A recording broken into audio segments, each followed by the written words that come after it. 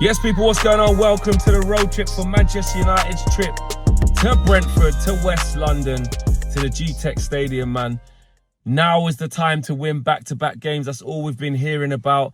There's a little bit of selection issues. I'm going to wonder what he's going to do with Dalot. How fit is he? Because obviously we know Ahmad's out for compassionate reasons. You know that Mazraoui's also out. So there's two options at right wing back. So Dalot's only coming back to fitness now. Dalot's usually quite a fit guy. He's missed one game, I believe. So can he come back and just play the 90? Because we're probably going to need him to. Or is there going to have to be a reshuffle there? What happens with the centre-backs as well? We know what Brentford are on with their long throws and their physicality and launching balls into the box and being, you know, very resolute with that. We know what they're on. So we have to be ready. Do you play Maguire and De Ligt and leave Yoro on the bench again? Do you put Yoro at left centre-back and drop Luke Shaw? Like, there's some interesting things. I wouldn't be mad at seeing Maguire and De Ligt both on the pitch for this game, though. I actually wouldn't be mad at that. Now, whether that should be in place of Lenny Yoro, I'm all right with that. I think Luke Shaw, with how he performed, listen, he performed really poorly against Manchester City. But so did others. But Luke Shaw played fairly well against Chelsea, to be fair to him, and he got an assist. So I don't think Amorim will change him. I think what we'll see is Lenny Yoro stay on the bench for this game. I really do. Maybe Yoro comes in against Sunderland because the need for the two big centre-halves is not there. You maybe drop Maguire back down to the bench. And I don't mind that. Different horses for different courses. Start Maguire and start De Ligt, man. We need that height. Benjamin Sesko, I want to see continue, man, because listen, Mateus Cunha's back. We know Mason Mount's back. But Sesko, like, he needs a goal, man. He needs some service. He needs some rhythm. And he was unfortunate to have to come off the pitch after setting up what led to the game even changing. It was quite ironic, really. Like, his header or flick onto Bryan Mbeumo led to the goalkeeper coming out and taking out Bryan Mbeumo and them going down to 10 men, which subsequently then led to Benjamin Sesko having to be taken off the pitch to counteract that with what we had out on the pitch. So he was unfortunate, man. So he didn't really do anything to lose his place or to not start this game. So I'd love to see, he needs to be starting. You definitely bring Cunha back in there. And we know Bryan Mbeumo's going to start. So I want to see that front three. There's an opposite. There's a proposition there. There's an opportunity in central midfield for a change. I think he's going to go Ugarte. I'll be honest. I think he's going to go Ugarte over Kobe. I'd love to see Kobe in there next to Bruno. But I don't think that's... apart from maybe Grimsby when we was going hell for leather, I don't think we've really seen Bruno and Kobe in the midfield together from the start. It's not something that Amorim tends to do. It's either... we know Bruno's the ever-present one in that left 6 or left 8, whatever you want to call it. He's going to start in that position.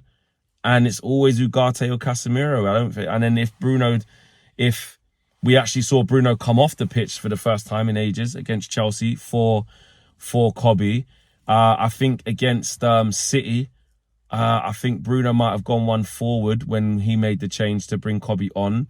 You know, look at Burnley again. Bruno went one forward because Cunha got injured. So we don't tend to see it. Arsenal, he's unused sub, and I think he didn't come on against Fulham, did he? So.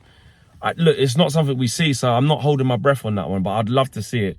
But also, look, with the mobility, who's going to win the ball back? They got, Henderson in there, I think. Is he going to do that? I can't see it away from home. I can't see him doing that and playing Kobe, so I think it'll be Ugarte. But listen, back to my thoughts on the actual game. Now, that's the team stuff and what I think could be rejigged. I'm just throwing that positivity out there. Yeah, because I'm fed up of being told, you know, just because Chelsea, don't get angry, you know, we still won the game and rah, rah, rah. I've also said, just because we beat Chelsea, it means nothing. Again, we're back to that same spot where it means nothing if we don't follow this up with a win against Brentford. And actually, look, Brentford are 17th in the league. they are struggling a little bit. However, it's still early doors in the season, and the home games that they've had are the only points that they've put on the board. Do you know what I mean? They got a late draw against Chelsea, Fabio Carvalho off the bench, and they were 2-1 down in that game after being 1-0 up. So that shows a lot of resilience. That shows some organisation and persistence and perseverance. And then the game against Villa that they had, yeah, Villa had chances here and there, not massively. But they put them to the sword and managed to keep a clean sheet. So that shows me and shows us, or it should show us, that just because they're under Keith Andrews and they're not the Burnley that they were last season, because there's been a lot of changes at the football club, we're not going to rock up there and just turn them over. Do you know what I'm saying? It's not going to be an easy game. And then you add into our current form at going to Brentford. It hasn't been good, has it? You know, we lost 4-3 there last year. The year before that was the Mason Mount one where he got his first goal in the last minute, and then they got an equaliser. And really, they should have. I remember watching that. They should have won that by a big margin. And then I think the season before that, wasn't that? Oh no, I think we won there. I think we won there with. When did we have Ronaldo when Elanga scored? No, because Elanga went in Ten Hag's second season or first season. Second season. I can't remember exactly, and then before that, it was the 4-0. So the last time I remember winning at Brentford since they've been in the league, maybe the only time, was when the Ronaldo counter-attack happened when we had the blue and yellow kit. Elanga scored. Even Greenwood was playing that day.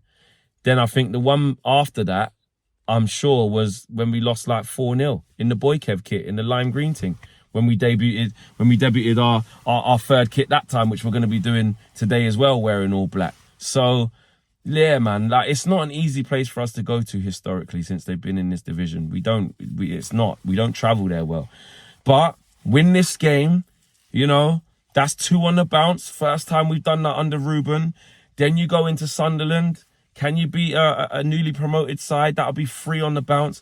Going into the Liverpool team, you got a little bit good Liverpool game after the national break. You got a little bit of good form, but that's too far ahead.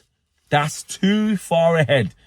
Just go there today and put in a good performance and win the flipping game so that we can at least not have to keep going back to 0 again. Because I don't want to be at the G-Tech Stadium afterwards going, you see, and this is what happens when you're telling me be positive after Chelsea, and all these people that were in my mention saying you can't celebrate the Chelsea win because you want the man. All of this crap, yeah, all of this nonsense. I just want to see us win consistently like we all do. So this is why we're not that sure of it, because we don't know what this Man United team is going to put out there. But listen, Ruben's right. In the presser, he says, we have to start quickly. How we started against Burnley and how we started against Chelsea, that's what we need. And not only do we need to do that, we actually have to score in these moments, people. Do you know what I mean? Because I still can't see us keeping a clean sheet tomorrow. I still think we'll concede. So let's see if we see anything different. Or again, is it just another false dawn of getting up for a big game at home, at Old Trafford, crowds up under the lights, so they show a bit, and then when they hit the road and the going gets a bit tough, we buckle? Which one is it going to be? Because I'm fed up of not even being able to win back-to-back games. I'm fed up of it. So let's go do the business. And I'm going to back us to do it. I'm going to back us to win today. Come on, boys. Let's do it. I'm out of here. Take care. Peace.